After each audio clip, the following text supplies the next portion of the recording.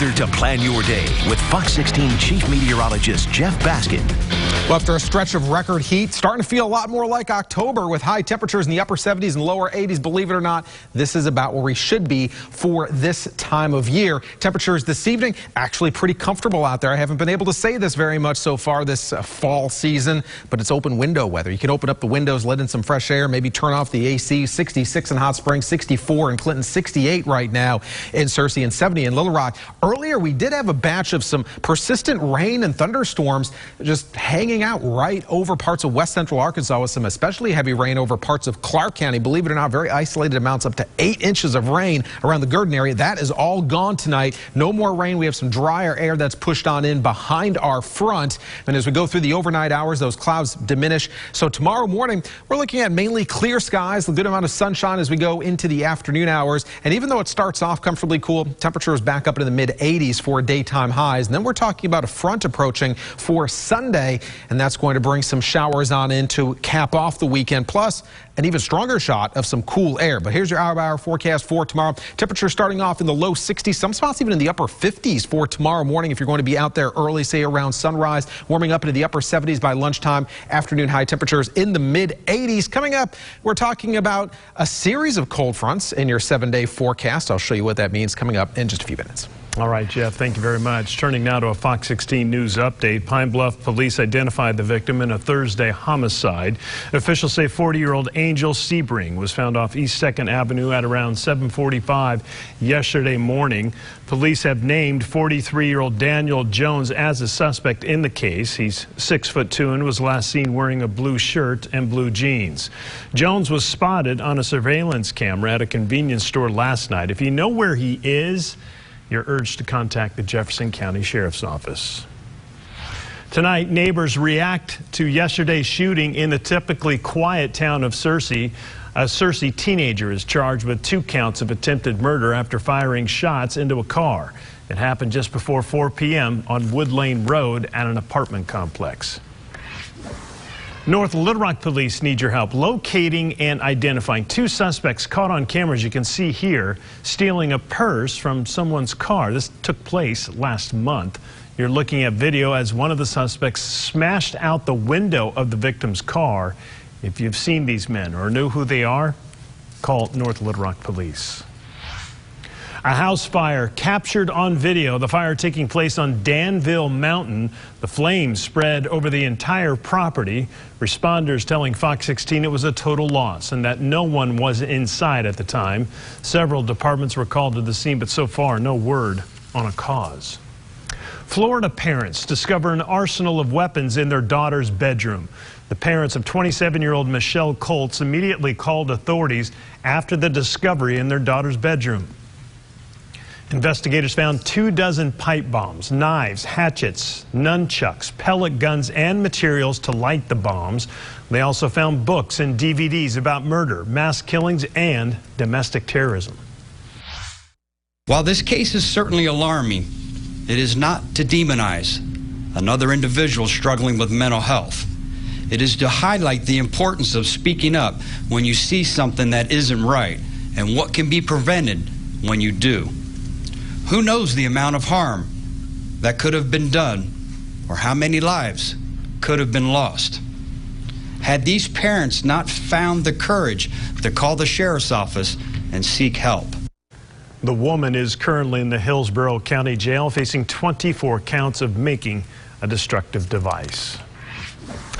The family of Harding graduate Botham Jean is demanding change within the Dallas Police Department. The Jean family held a news conference today with local church members and activists.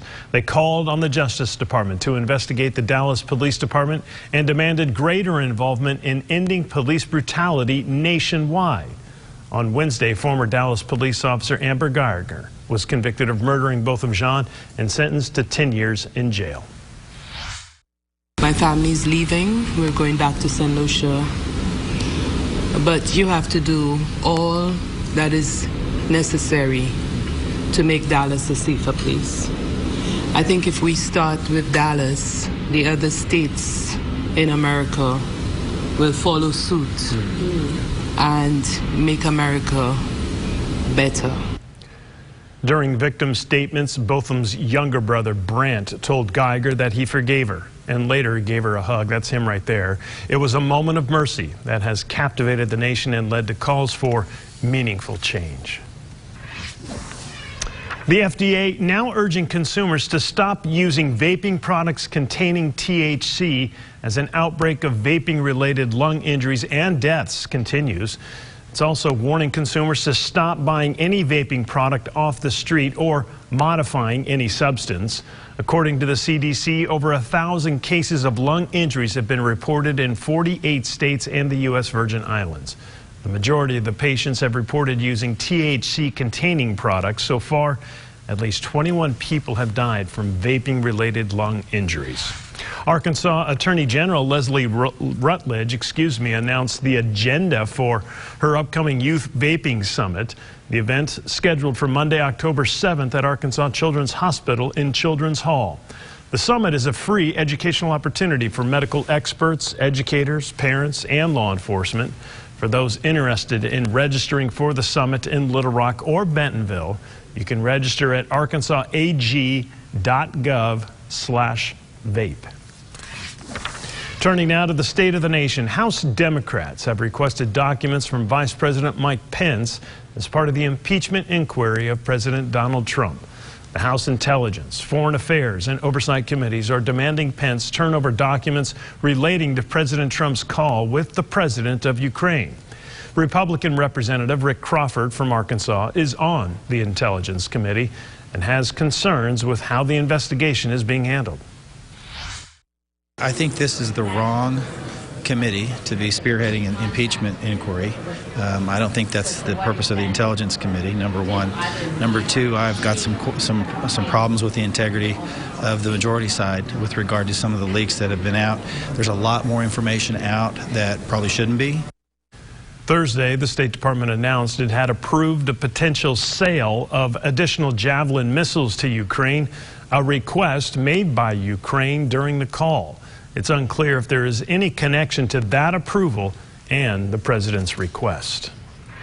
Safety alerts. On Tuesday, October 8th, some drivers in Bryant will see a traffic flow change. The stop sign currently located on Bryant Parkway will be moved to Raymar Road. This change will be an adjustment for drivers who use this intersection on a regular basis. The city will have safety signs in place to warn the drivers of the new stop and will continue to monitor this intersection along with others for safety and improved access. Today marked the Clinton Foundation's second annual Fall Service Day. The event was hosted in partnership with the City of Little Rock and City Year. Students from several area schools helped at 3 different locations by performing different tasks of service. We caught up with students at Camp Aldersgate who were doing things like picking up trash and yard work. Service at a young age, you want to instill that right away because the more you can give back every day of your life, the more fulfilling we believe that is for you and for those around you. More than 250 students, City Year AmeriCorps members, and Bank of America staff members participated in the service day. Good for them. If your workout routine involves resistance bands, you may want to consider using something else depending on which ones they are. Why thousands of the stretchable bands are being recalled due to an injury hazard. You're watching Fox 16 News at 9 with Donna Terrell, Kevin Kelly, sports with Wes Moore, and Chief Meteorologist Jeff Baskin. This is Fox 16 News at 9.